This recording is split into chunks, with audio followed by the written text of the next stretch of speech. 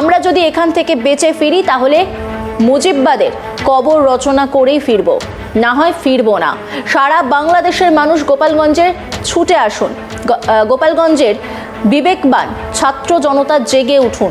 দালালদের কবর রচনা করা আজকেই শেষ দিন।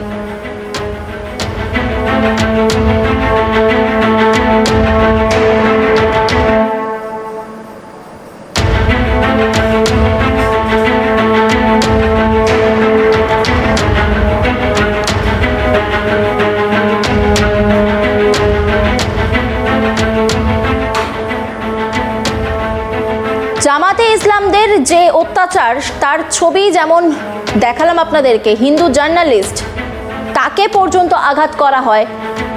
পাশাপাশি আরও একটা ছবি আপনাদেরকে দেখিয়েছি, সাধারণ মানুষকে তাক করা হচ্ছে।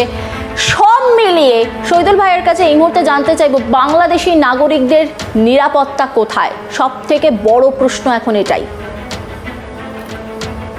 দেখুন, নিরাপত্তা তো বাংলাদেশের মানুষের গত 11 মাসে নেই।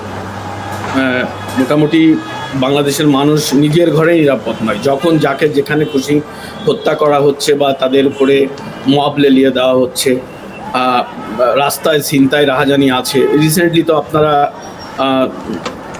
দেখেছেন যে ঢাকায়, একদম ঢাকা মানে বাংলাদেশের প্রাণকেন্দ্র রাজধানীতে একটা মানুষকে মধ্যযুগীয় কায়দায় পাথর দিয়ে হত্যা করা হয়েছে, মানে পাথর ছুঁড়ে তাকে পিটিয়ে হত্যা করা হয়েছে।